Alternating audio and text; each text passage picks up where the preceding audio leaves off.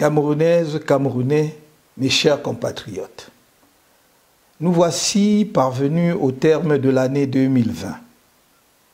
L'année 2020 a été, comme les précédentes, une année éprouvante de plus pour le Cameroun. Dans notre pays, les années se suivent et se ressemblent désormais. Elles continuent d'être marquées par le déclassement avancé d'un pays pourtant si riche et porteur d'une flamme unique dont l'incandescence prochaine marquera la renaissance de l'Afrique. Sur le chemin vers ce sursaut camerounais, les épreuves de l'année 2020 se déclinent en 4 points principaux. Premièrement, l'enlisement de la situation dans les régions du nord-ouest et du sud-ouest, empêtrées qu'elles sont encore dans une guerre civile provoquée et entretenue par M. Paul Biya. Deuxièmement, la régression sociale du pays, illustrée notamment par l'accentuation de la paupérisation déplorable de l'écrasante majorité des Camerounais. Troisièmement, par la dégradation de la situation économique et du climat des affaires. Quatrièmement, enfin, 2020 aura été l'année du glissement du régime RDPC vers un despotisme assumé, marqué notamment par l'ensauvagement de l'ensemble de l'appareil de l'État, lequel a institutionnalisé la répression et les violations graves des droits et libertés de la personne humaine de manière décomplexée et persistante. Mes chers compatriotes, en 1982, M. Paul Biya a hérité de son prédécesseur, Amadou Ahidjo, d'un pays apaisé, stable et prospère, dans lequel, après des années de lutte nationaliste sanglante et une dictature féroce, on s'était désormais tourné vers un développement global du pays, induisant l'élévation progressive et sensible du niveau de vie des populations. Ces temps sont désormais si lointains, car malheureusement, en près de 40 ans de pouvoir absolu, M. Biya et son parti, le RDPC, ont méthodiquement déconstruit tous les acquis d'hier, notamment l'unité nationale, le vivre ensemble et un tissu économique et industriel sans équivalent en Afrique francophone. Le Cameroun a été transformé en un pays en guerre dans lequel une insécurité chronique se le dispute à un tribalisme d'État et la haine ethnique assumée. C'est donc avec le cœur lourd que je suis obligé, pour la 5e année consécutive, d'évoquer le désastre dont les régions du nord-ouest et du sud-ouest continuent d'être le théâtre et où se joue désormais le destin de notre pays en tant que nation unie. Le pourrissement entretenu de la situation dans ces 2 régions doit forcément procéder d'un agenda politique du pouvoir RDPC. Sinon, comment comprendre l'obstination du pouvoir pour une option militaire à l'échec annoncé? Fidèle à lui-même, M. Biya a choisi le chaos politique pour gagner du temps.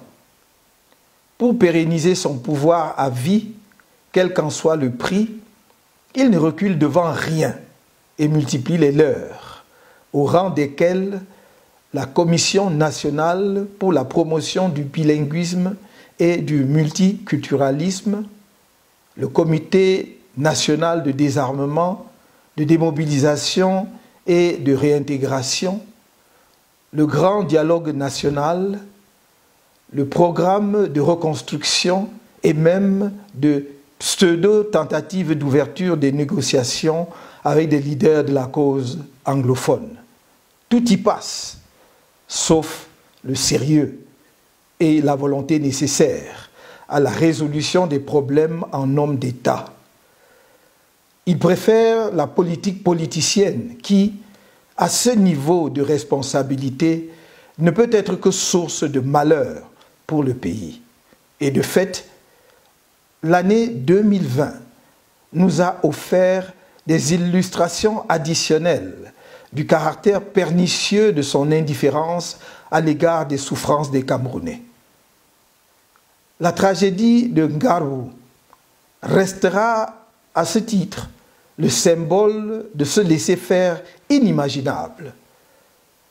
Le massacre qui y a été perpétré le 14 février 2020 sur des populations civiles innocentes et inoffensives, parmi lesquelles des bébés et des femmes enceintes, restera assurément l'une des tâches indélébiles de la tragédie de la sale guerre qui se poursuit dans les deux régions martyrisées.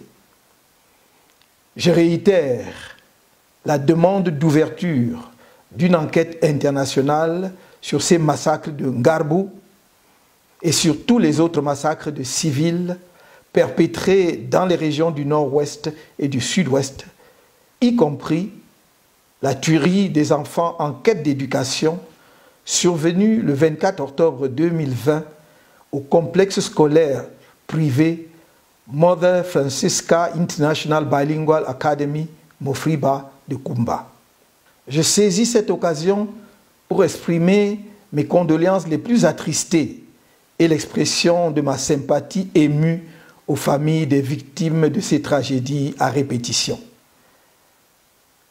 Comme vous le savez, je n'ai cessé de proposer une solution concrète pour la résolution de cette crise devenue une détestable guerre fratricide. Cette solution se décline en 3 points principaux.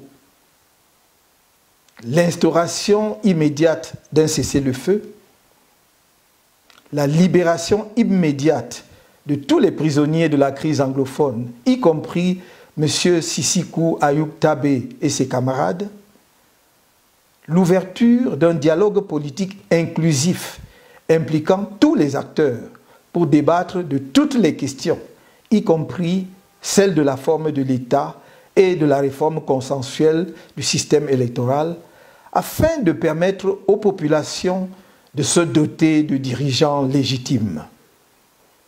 Il faut en effet dialoguer avec tous les Camerounais sans exception, y compris ceux qui défendent pour le moment la thèse de la sécession. L'insécurité au Cameroun ne se limite pas, hélas, aux seules régions du nord-ouest et du sud-ouest.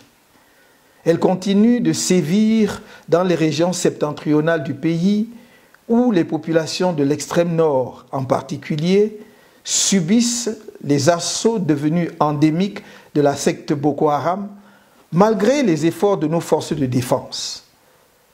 Les souffrances et les sacrifices de nos soldats ainsi que de nos populations dans le septentrion sont, on doit le redire, la conséquence dramatique de la faute politique grave du pouvoir qui, depuis presque 4 décennies, a choisi d'abandonner ces populations et des parties entières du territoire national à la merci de prédateurs divers. Mes chers compatriotes, aux autres nombreux défis déjà présents au Cameroun, l'année 2020 a été marquée par l'irruption de la pandémie de la Covid-19 dans notre pays. L'apparition de cette pandémie a mis en évidence les ombres et les raies de lumière de notre société. D'un côté, la Covid-19 a confirmé l'impréparation notoire du gouvernement à anticiper les catastrophes ou à y faire face avec l'efficacité qu'on est en droit d'attendre de toute administration publique responsable. Passé la phase initiale catastrophique, le gouvernement a déployé sa propagande habituelle, faite de gesticulations et d'incantations orchestrées pour masquer des entreprises de corruption et de détournement des fonds publics. Des scènes déplorables de ce spectacle nauséabond d'enrichissement sans vergogne sur la misère des Camerounais se déroule encore sous nos yeux dans l'impunité totale. Cette situation est d'autant plus regrettable que la pandémie est loin d'avoir été maîtrisée et que l'avenir immédiat pourrait s'assombrir, non seulement en raison de la propagation en cours de nouvelles variantes du virus, mais aussi de l'urgence à disposer de ressources financières adéquates pour le déploiement en temps utile des vaccins. D'un autre côté, la survenance de la Covid-19 a permis de montrer le sens de la solidarité et de la générosité de notre peuple, de donner la mesure de ce que nous pouvons réaliser ensemble, par-delà les différences politiques, ethniques ou religieuses, quand nous sommes unis autour d'une cause et mobilisés derrière un leadership légitime et inspirant confiance. Nous avons ainsi pu, dans le cadre de l'initiative citoyenne et non partisane Survie Cameroon Survival Initiative, SCSI, que j'ai lancée le 3 avril 2020, conçu et rendu opérationnelle une opération humanitaire d'urgence et d'envergure historique qui a permis de porter assistance aux populations camerounaises désorientées et abandonnées à elles-mêmes face à la pandémie de la Covid-19. Cette opération a été rendue possible grâce à la mobilisation sans précédent des Camerounais de l'intérieur et de la diaspora. Je tiens à redire ici toute ma gratitude à tous nos compatriotes et aux amis de notre pays qui ont répondu à notre appel. Je tiens aussi à féliciter le président du comité de gestion de SCSI, M. Christian Penda Ekoka, pour avoir accompli la mission que je lui ai confiée avec détermination, engagement et dans la transparence vis-à-vis du public. Ma reconnaissance va enfin aux soldats de la solidarité nationale qu'ont été les nombreuses équipes de bénévoles de SCSI au Cameroun et en diaspora pour les sacrifices consentis dans l'adversité pour donner plein effet à l'initiative. En dépit des difficultés rencontrées, les buts de SCSI ont été largement atteints à la grande satisfaction de nos compatriotes. Sa mission ayant été accomplie, l'opération humanitaire d'urgence, SCSI, cessera ses activités opérationnelles au 31 décembre 2020. Car SCSI n'a jamais eu pour vocation de devenir une entité permanente. Les activités du comité de gestion qui est en place vont donc se recentrer sur la clôture administrative de SCSI. C'est dans ce cadre que sera mené à la plus brève échéance possible l'audit indépendant destiné à examiner, d'une part, la fiabilité des informations et des procédures des plateformes de collecte jusqu'au transfert des fonds sur le compte bancaire utilisé par SCSI et, d'autre part, l'utilisation des fonds collectés pour les besoins de l'initiative SCSI. La procédure de sélection sur une base compétitive et transparente d'un cabinet d'audit a ralenti la mission d'audit et n'a pas permis de tenir la date du 20 décembre que j'avais impartie à cet effet. Mais la mission est désormais engagée et à ma connaissance, toutes les personnes et structures concernées collaborent pleinement avec l'auditeur indépendant. Mes chers compatriotes, l'impact économique de la Covid-19 a été désastreux pour notre pays. Elle aurait entraîné la fermeture de nombreuses entreprises et provoqué le placement en chômage technique d'environ 54 000 travailleurs, ainsi que le licenciement de quelques 14 000 personnes dans un environnement où très peu de Camerounais ont un emploi. Dans l'édition de mai-juin 2020 de sa note de conjoncture sur les répercussions de la Covid-19 sur les entreprises, le groupement interpatronal du Cameroun, GICAM, estimait à 3 139 milliards de francs CFA par rapport à 2019 la perte en chiffre d'affaires des entreprises et à 521 milliards le manque à gagner correspondant pour l'État en termes de recettes fiscales et autres. Dans l'ensemble, les entreprises expriment, dans leur grande majorité, leur insatisfaction par rapport aux mesures de soutien annoncées par le gouvernement.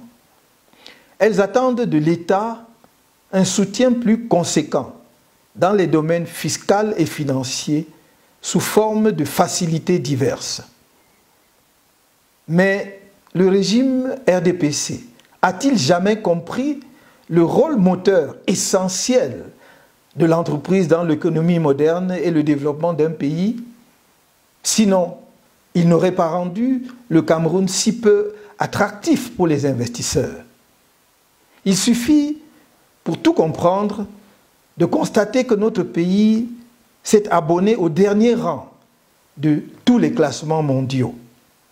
Qu'il s'agisse de l'indice de perception de la corruption de Transparency International, du Doing Business de la Banque mondiale, de l'indice Mo Ibrahim de la gouvernance, ou encore des divers classements des meilleures universités et institutions de recherche en Afrique, je n'ose pas dire dans le monde.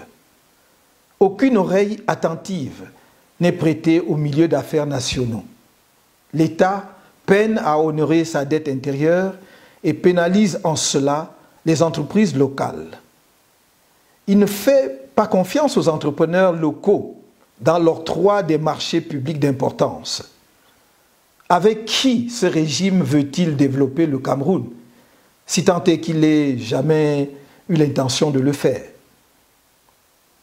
Les désillusions des projets structurants, qui sont autant de grands échecs, là où l'on attendait les grandes réalisations, les grandes réussites et les grandes opportunités, que sais-je encore, en vue d'une émergence fantasmée, ont achevé de dénuder un régime autiste, prédateur vorace et sans boussole. À l'heure du bilan, on doit se contenter du néant.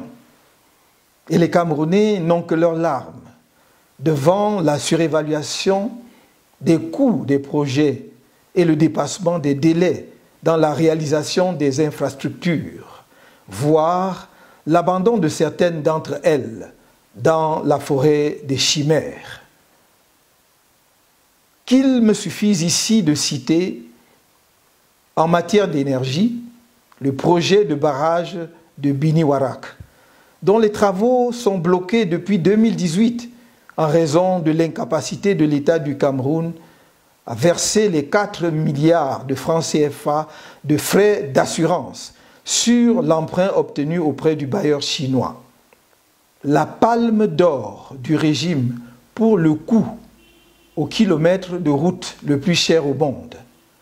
7 milliards de francs CFA au Cameroun contre environ 2 milliards de francs CFA en moyenne, selon les données de la Banque mondiale. L'autoroute Yaoundé-Douala, commencée en 2014, et les 11 km de la bretelle Yaoundé-Simalène, entamée la même année, demeurent des arlésiennes.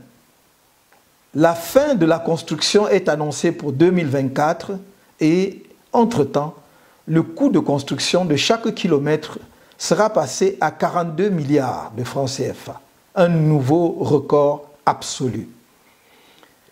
Oui, mes chers compatriotes, pendant que quelques-uns s'enrichissent par la corruption, le clientélisme et la gabegie institutionnalisée par l'État RDPC, la paupérisation de la grande majorité des Camerounais s'accentue. Le rapport sur l'indice du développement humain 2020 publié par le Programme des Nations Unies pour le développement qui analyse les données couvrant l'année 2019, donc avant l'apparition de la Covid-19, est révélateur à cet égard. Il montre en particulier que le Cameroun est un pays profondément inégalitaire qui se situe largement au-dessus de la moyenne des pays à indice de développement humain comparable, tant à l'échelle mondiale qu'en Afrique subsaharienne.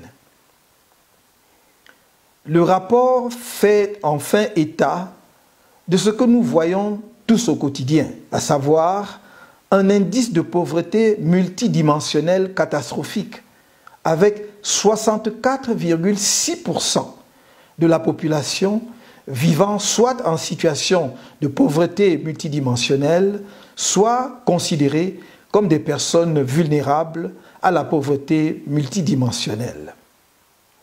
La régression sociale s'accentue à un rythme effrayant, la pauvreté se concentrant de plus en plus dans les régions de l'extrême nord, du nord-ouest et du sud-ouest du pays.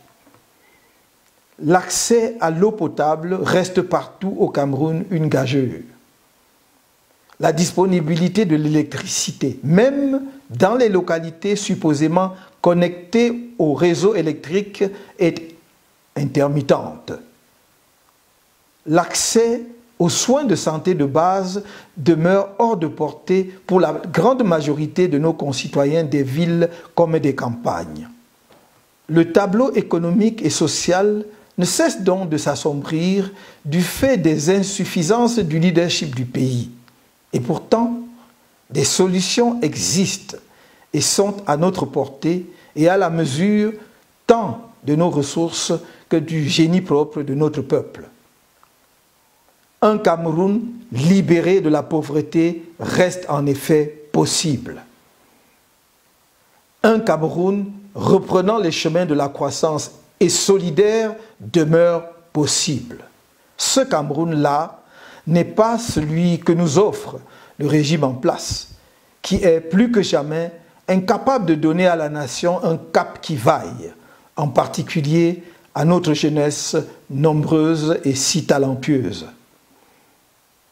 Mes chers compatriotes, l'ensauvagement de l'appareil d'État, toutes institutions confondues, a franchi en 2020 un nouveau cap qui nous mène droit vers un totalitarisme décomplexé. Au Cameroun de M. Biya, le cynisme a atteint de nouveaux sommets. Non seulement on massacre, mais on interdit aux victimes des massacres et à tous les autres Camerounais d'exprimer leur douleur, leur désapprobation de la guerre fratricide qui saigne le pays et leur condamnation du hold-up électoral, de la corruption et des atteintes à la fortune publique. En 2020, pour avoir osé, par des marches pacifiques à travers le pays, le 22 septembre, dénoncer les errements de M. Paul Biya et de son régime et proposer des solutions de sortie de crise, des milliers de Camerounais ont été brutalisés par la soldatesque du régime, torturés, mutilés et, pour 556 d'entre eux, détenus de manière illégale et arbitraire. À ce jour, 137 de ses compatriotes croupissent encore dans les geôles du régime, parmi lesquels 113, tous des civils, comparaissent devant des tribunaux militaires pour des chefs d'inculpation aussi vides que ridicules par certains aspects, tels que tentative de révolution, rébellion, défaut de carte nationale d'identité, attroupement aggravé, tentative d'insurrection en coaction, conspiration, outrage au président de la République, etc. Parmi ses compatriotes se trouvent des personnes kidnappées avant ou après les marches pacifiques, auxquelles beaucoup n'ont même pas pris part. Ces compatriotes encourent, pour beaucoup, la peine de mort.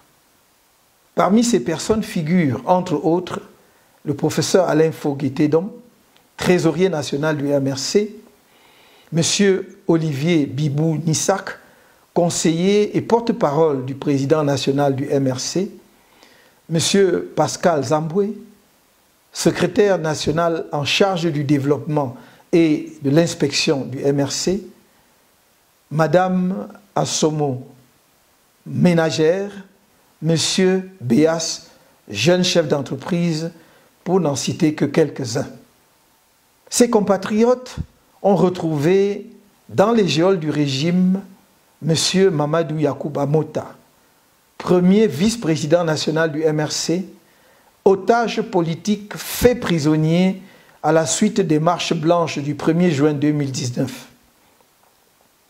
À tous ses compatriotes, victimes de l'appareil répressif d'une dictature déclinante, je redis toute ma solidarité et mes encouragements dans cette nouvelle épreuve sur le chemin de la libération de notre pays. J'exige une fois de plus la libération immédiate et sans condition de toutes les personnes arrêtées avant, pendant et après les marches pacifiques du 22 septembre 2020. Comme l'ont relevé un groupe d'experts indépendants du Haut Commissariat des Nations Unies aux droits de l'homme, le 12 octobre 2020, je cite, « La violence contre les manifestants a été disproportionnée avec utilisation de gaz lacrymogènes et des canons à eau pour les disperser violemment. Le gouvernement a également déployé un dispositif de force de sécurité important pour empêcher les manifestations pacifiques. » Fin de citation. Les mêmes experts ont fait part de leurs préoccupations à l'État du Cameroun et lui ont rappelé, je cite, qu'en vertu du droit international, tout individu a le droit d'organiser des réunions et de participer à des réunions pacifiques, de s'associer avec d'autres et de prendre part à la vie publique.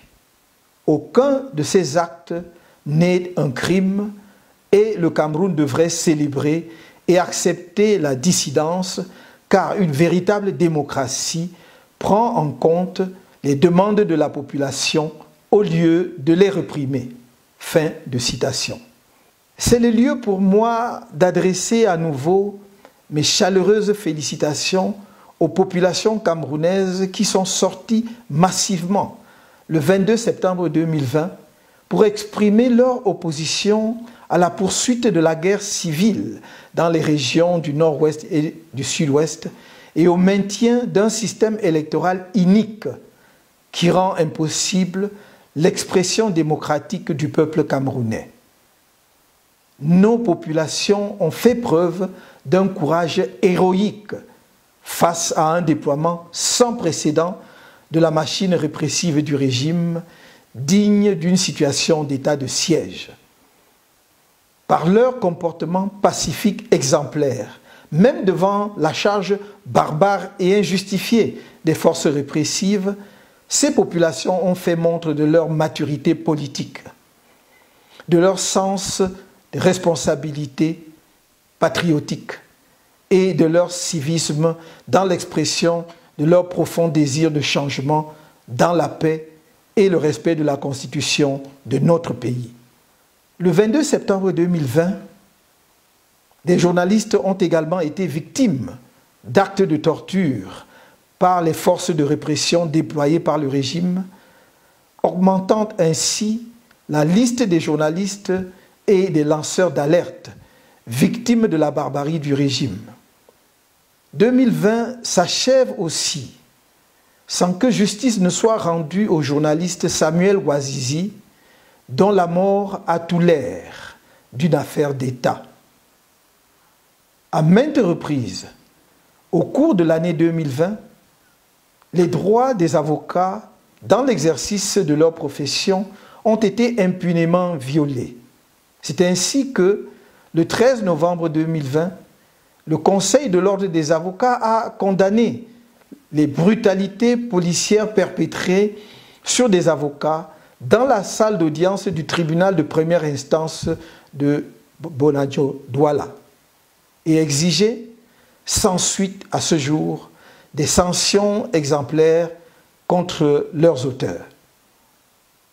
Des mesures répétées de frustration et de persécution des avocats ont conforté le sentiment que désormais le régime aurait décidé, en humiliant les avocats, de détruire dans l'imaginaire des Camerounais l'un des derniers symboles sur lesquels ils pouvaient encore s'appuyer pour faire respecter leurs droits. Qu'il me soit permis ici de rendre hommage aux avocats, membres du collectif Sylvain Sope, pour le travail exceptionnel qu'ils abattent pour la représentation bénévole des prisonniers politiques que sont nos compatriotes arrêtés et détenus en rapport avec les marches pacifiques du 22 septembre 2020. Ces avocats font doublement œuvre utile.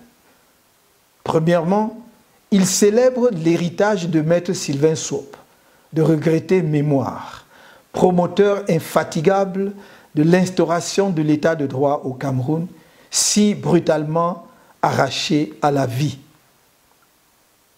Deuxièmement, ils font honneur à la profession d'avocat au Cameroun et à la cause de la justice, dont le socle des valeurs donne bien plus que des signes de flottement.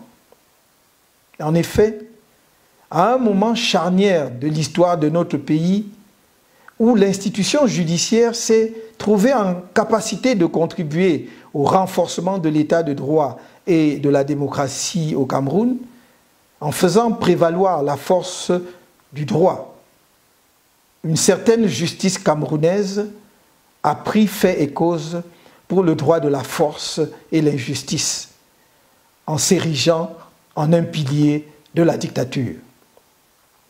L'histoire le retiendra.